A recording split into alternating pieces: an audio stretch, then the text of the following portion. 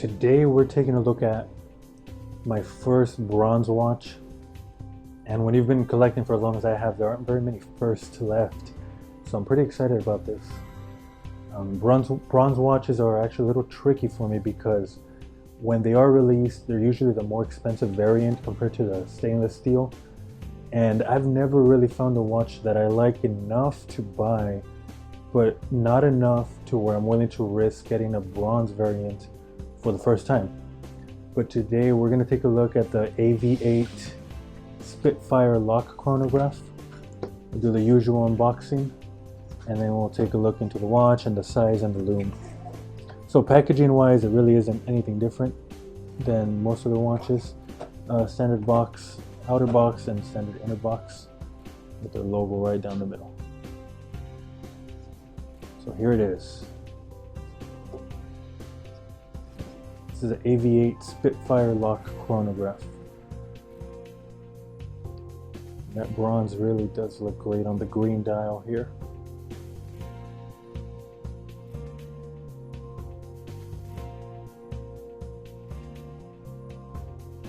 So you get your usual booklets here. And besides that, I think it's just a standard box. So let's take a look at this. It is more up close. I've always liked AVI-8 because they tend to stick to their formula, which is pilot watches, flight themed watches. And this really is no different. But one of the things I really do like about these watches are that you get a lot of depth in the dial.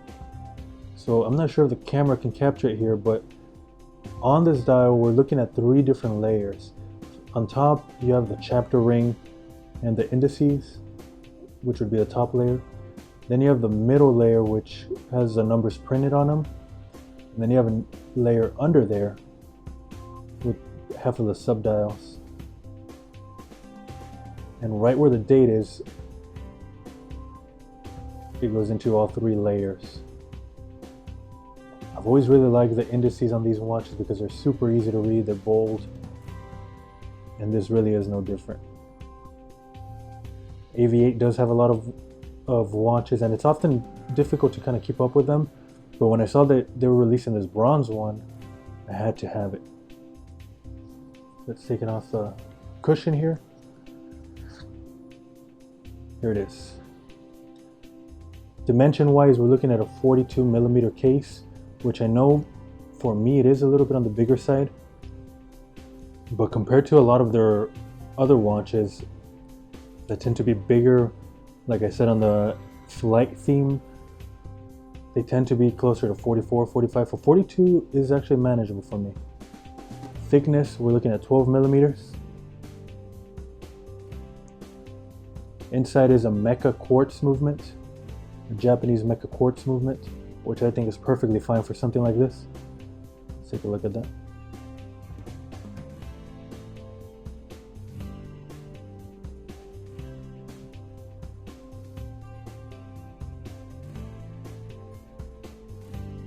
There it is, a flyback. The case back. Like I said, a lot of their watches are aviation themed. Lug width, we're looking at 22mm.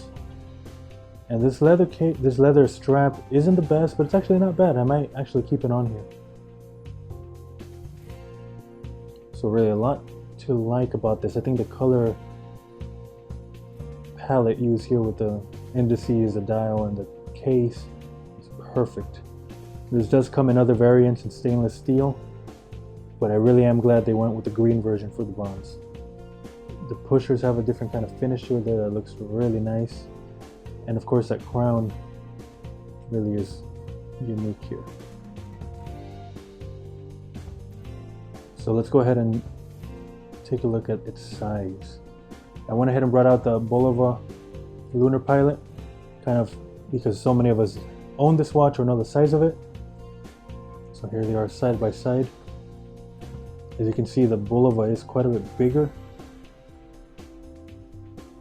So the AVI-8 definitely isn't too big and pretty manageable.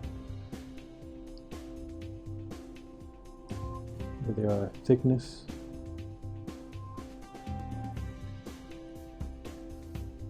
And the AVI-8 does have that dome sapphire that you can really catch there. And that's something the Bulova doesn't have.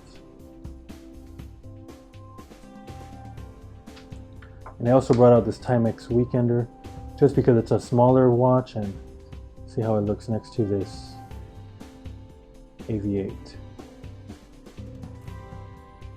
Two chronographs that are being compared here, very different, but they give a good idea of the size of the AVI-8. Thickness.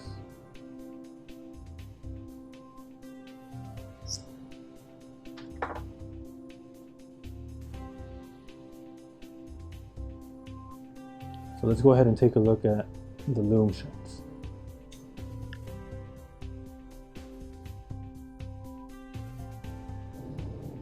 Yeah, that's great. AVI-8 always has some good lume, and really you don't see all of the indices applied like this, even in more expensive watches. So I'm rarely disappointed with AVI-8's lume, and this is really no exception here. Let's see how it compares to the Timex. And of course the Timex is a lot more affordable, but you can really tell there on how the lume is applied. And this is really what I'm talking about. Most watches that are in the affordable range tend to have just the hands lume like the Timex, but clearly not the case here. Let's take a look with the Bulova. So I don't have absolute darkness here, and that really does show the weakness of the Bulova lume. While it is blue, and I prefer blue, the power of it and the strength of it isn't the greatest, and again AVI-8 really does take it there. Show it one more time by itself. Again, there is quite a bit of light in the room right now, so if you're seeing this lume, you're seeing it in pretty strong light, so imagine how it's going to be in the dark. Let's go ahead and take this on the wrist and see how that wears. On the wrist, this does wear a lot smaller than I expected. This does not wear to me like a 42mm. The small lugs makes it more compact and sits nicely on the wrist. It's a little bit thick, but that might be just an illusion because of the pushers and the big crown. But really, look at that. That crown looks fantastic, especially from this angle. The details on the case by the lug does look nice. The dome sapphire looks fantastic, and really this does wear very nicely for a 42mm. No complaints here.